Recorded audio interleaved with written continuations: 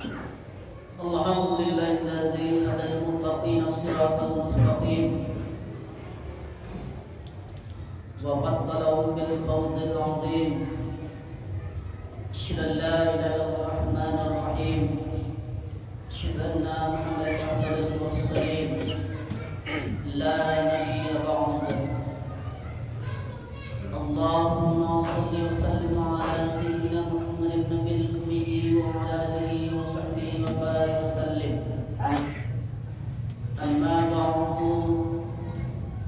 Ya ayyuhan nas inni usikum ittaqullaha haqqa tuqatih wa la tamutunna illa wa antum muslimun.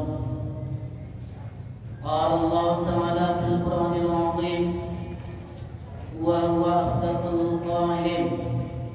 A'udzu billahi minasy syaithanir rajim. Bismillahirrahmanirrahim. Inna a'tainakal kautsar fasholli li rabbika wanhar. Inna syani'aka huwal abtar. Wa qala ta'ala fi ayatin ukhra. Ya ayyuhalladzina amanu taqullaha wa qulu qawlan sadida yuslih lakum a'malakum wa yaghfir lakum dhunubakum wa may yuti'illah wa rasulahu faqad faza fawzan 'azima. Ibadallah, usikum wa nafsi bittaqwallahi wa ta'atihi faqad fazal muttaqun. Hadirin jemaah yang dimuliakan Allah Subhanahu wa taala, memuji dan bersyukur kita kepada Allah dengan ucapan alhamdulillahirabbil alamin. Allah pemilik semesta alam. Berselawat kita untuk Sayyidina Muhammad sallallahu alaihi wasallam yang Allah utus sebagai rahmat bagi semesta alam. Allahumma shalli ala Sayyidina Muhammad wa ala ali Sayyidina Muhammad. Hadirin jemaah yang dimuliakan Allah Subhanahu wa taala, hari ini kita bertemu dua kemuliaan. Kemuliaan hari Jumat, Sayyidul Ayyam, induk dari segala hari, dan kemuliaan bulan Zulhijjah 1446 Hijrah. Hari ini kita berada pada tanggal 10 Zulhijjah 1446 Hijrah.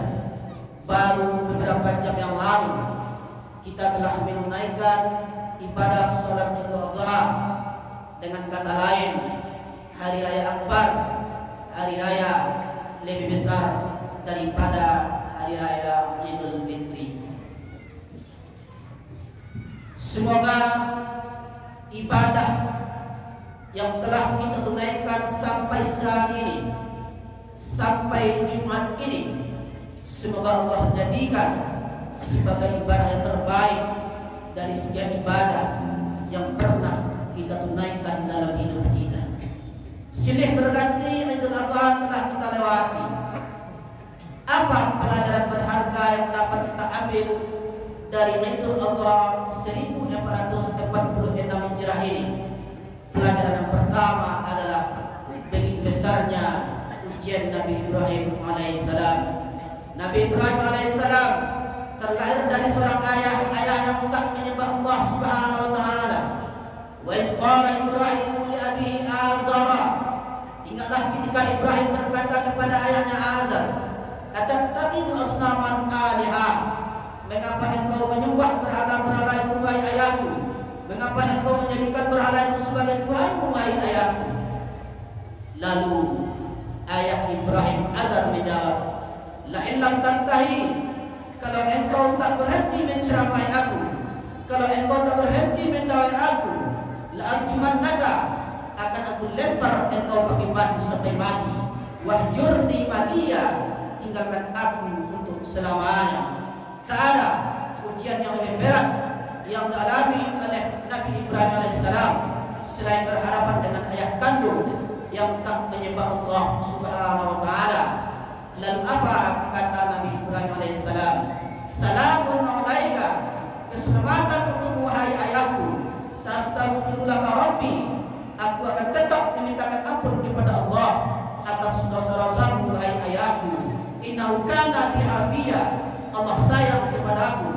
engkau cinta kepadaku, aku akan tetap memintakan ampun atas dosa-dosamu, wahai ayahku. Ujian ketika berhadapan dengan ayah kandung Nabi Ibrahim lulus. Ujian ketika berhadapan dengan manusia-manusia penyembah berhala, matahari, bulan dan bintang, Nabi Ibrahim lulus. Ujian ketika berhadapan dengan penguasa yang zalim, musuh-musuh Allah, Nabi Ibrahim lulus. Selesaikah ujian hidup? Belum. Ujian tak akan pernah berhenti selagi hayat masih di kandung badan, selagi ruh masih bersemayam di dalam jasad, selagi jantung masih berdetak, selagi nafas masih berhembus, kita belum selesai dari ujian. Tapi ada ujian yang lebih berat daripada itu yang dialami oleh Nabi Ibrahim alaihissalam. Ujian kerinduan ingin mendapatkan seorang anak yang saleh, ingin dalam pelukan dan gendongan seorang ayah. Sampai-sampai Nabi Ibrahim alaihissalam berdoa dan bernazar kepada Allah, ya Allah, seandainya engkau karuniakan aku seorang anak, aku akan bernazar, apapun yang engkau minta akan aku serahkan kepadamu ya Allah.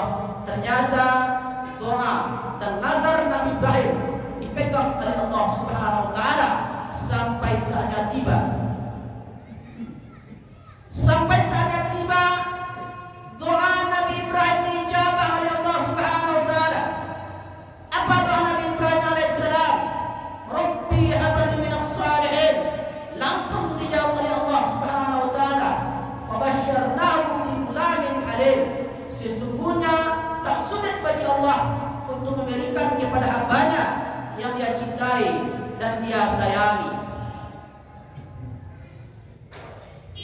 86 tahun umur Nabi Ibrahim alaihissalam, tak pernah berhenti berdoa kepada Allah pagi, petang, siang dan malam.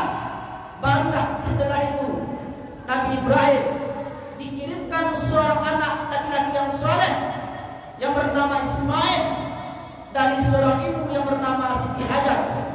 Disebutkan oleh Imam Al-Fidal Ismail Ibnu Qasir dalam tafsir Al-Quranil Azim, setelah kelahiran Ismail dalam usia 13 tahun, ayahnya Ibrahim dalam usia 99 tahun, lahir pula seorang anak laki-laki yang bernama Ishak dari seorang ibu yang bernama Siti Sarah. Bagi Allah tak ada yang tak mungkin. Innama amru iza arada syai'an an yaqula lahu kun fayakun. Segala sesuatu dapat terjadi karena izin Allah dengan ucapannya, dengan perintahnya, kun fayakun. Hadirin jamaah Jumat yang dimuliakan Allah Subhanahu wa taala. Pelajaran kedua, kita diperintahkan untuk berkorban. Inna a'tainakal kautsar. Sesungguhnya Allah telah memberikan nikmat yang banyak, nikmat yang besar, dan memberikan nyawa untuk kita hidup di atas muka bumi ini.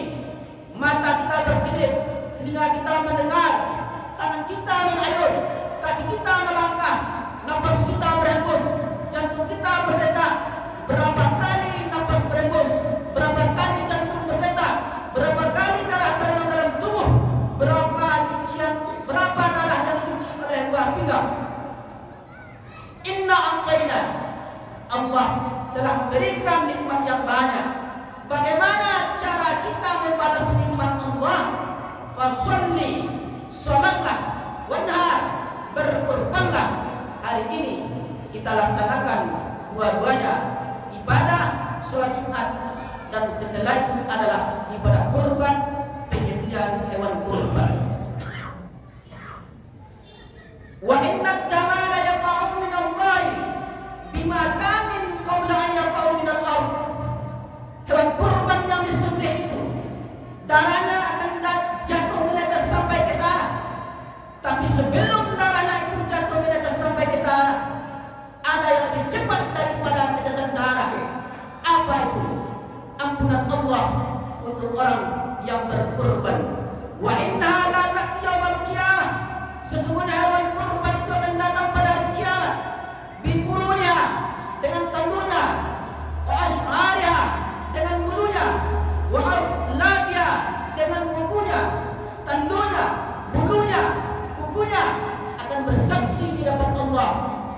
orang yang berkurban. Kalau bagi yang mampu untuk berkurban, berkurbanlah. Jangan tunda lagi, karena hidup ini singkat. Sebelum masanya tiba, masa dalam bahasa Arab disebut dengan ajal. Idza jaa ajaluhum, kalau ajal sudah sampai, la yastakhiruna sa'atan, tak dapat mundur walaupun sesaat, wa la yastaqdimun, tak dapat pula dimajukan walaupun sesaat. Pada akhirnya kita akan kembali menghadap Allah Subhanahu wa taala.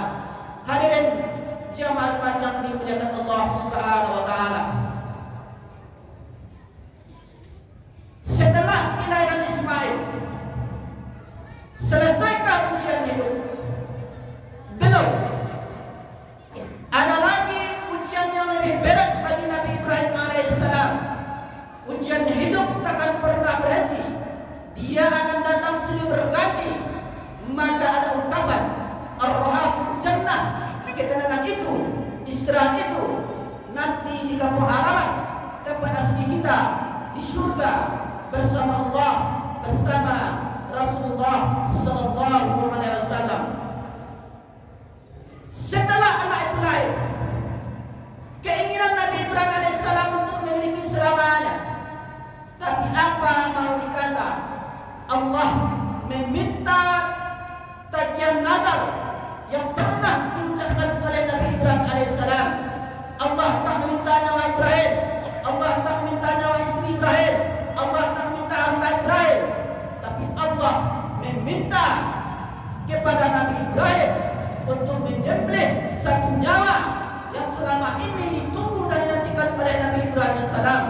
Itulah dia Ismail, anak yang selama ini diidam-idamkan, anak yang selama ini diimpikan siang dan malam, anak sudah tunggal Babelnya, ubek jariah pada Redama, satu-satunya dari Siti Hajar ingin disembelih oleh ayahnya Ibrahim alaihissalam. Lalu kemudian berkatalah Nabi Ibrahim kepada anaknya Ismail alaihissalam, ya bunayya, wahai anakku, inni ara fil manam, sesungguhnya aku melihat dalam mimpiku, anni azbauka, aku sembelih lehermu, fanzur madza tara, bagaimana pendapatku? Ternyata anak bersama cara berpikirnya dengan sang ayah. Lalu apa kata Nabi Ismail alaihissalam? Ya abadi, wahai ayahku, if'al ma tu'mar, laksanakanlah perintah Allah, satajiduni insyaallah minas sabirin, insyaallah aku sabar ayah. Sayang kepada anak, dekatkan dia dengan Allah. Sayang kepada anak, jauhkan dia dengan materi. Siapa yang cinta kepada Allah akan dibagikan kepada Allah. Siapa yang cinta kepada makhluk, maka akan habis untuk makhluk. Makhluk itu akan mati dan semuanya akan berakhir. Sesungguhnya yang kita bagi kepada Allah, itulah yang akan kekal dan abadi sepanjang zaman. Takkan lapuk karena hujan, takkan lengkang oleh panas, takkan goyang oleh angin kencang, takkan tumbang oleh badai dan tombak. Sebab apa? Sebab Allah yang mengekalkannya sampai hari kiamat. Serahkan kepada Allah, dia akan kesal. Bagikan kepada Allah, dia akan kekal dan abadi. Wa ma atafafnaita, harta yang kita makan busuk. Wa ma labistafafnaita, harta yang kita makan lapuk. Apa yang takkan busuk, apa yang takkan lapuk, dan apa yang akan kita bawa menghadap Allah Subhanahu wa taala. Wa ma tasaddaqta famdaita, harta yang kita sedekahkan itulah yang akan kita bawa mati menghadap Allah Subhanahu wa taala. Dia tidak akan pernah habis. Dia akan kekal abadi di sisi Allah Subhanahu wa taala, karena semua hanya tinggal cerita dan kenangan. Harimau mati meninggalkan belang, gajah mati meninggalkan garing, manusia mati meninggalkan cerita dan nama. Nama baik akan ditulis dengan tinta emas, nama buruk akan dihujat dan dicela sepanjang zaman. Wa tabi'u ya lillah basar, innahu huwas samiul alim.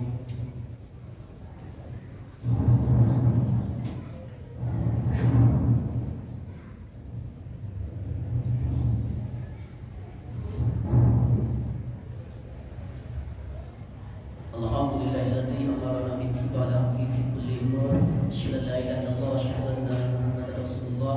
لا نبي بعده اللهم صل على سيدنا محمد وعلى آل سيدنا محمد أما بعد يا أيها الناس إني أوصيكم اتقوا الله حق تقاته ولا تموتن إلا وأنتم مسلمون قال الله تعالى في القرآن العظيم وهو أصدق القائلين أعوذ بالله من الشيطان الرجيم بسم الله الرحمن الرحيم والعصر إن الإنسان لفي خسر إلا الذين آمنوا وعملوا الصالحات وتواصوا بالحق وتواصوا بالصبر وقال تعالى في آية أخرى إن الله وملائكته يصلون على النبي يا أيها الذين آمنوا صلوا عليه وسلموا تسليما اللهم صل على سيدنا محمد وعلى آل سيدنا محمد كما صليت على سيدنا إبراهيم وعلى آل سيدنا إبراهيم وبارك على سيدنا محمد وعلى آل سيدنا محمد كما باركت على سيدنا إبراهيم وعلى آل سيدنا إبراهيم في العالمين إنك حميد مجيد اللهم اغفر للمسلمين والمسلمات والمؤمنين والمؤمنات الأحياء منهم والأموات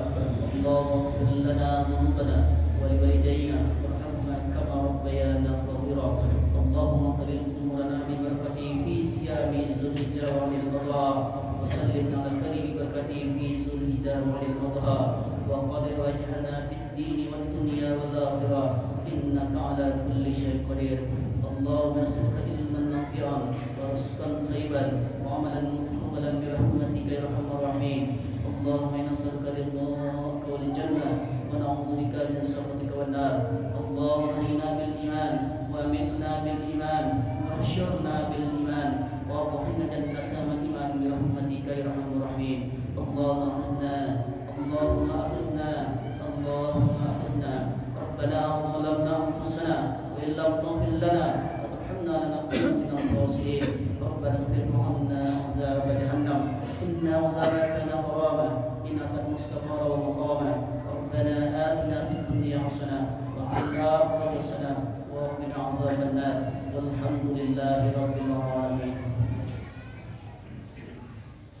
عباد الله إن الله يأمر بالعدل والإحسان وإيتاء ذي القربى والبشر والمنكر والبغي يعظكم لعلكم تذكرون ولذكر الله أكبر أقيموا الصلاة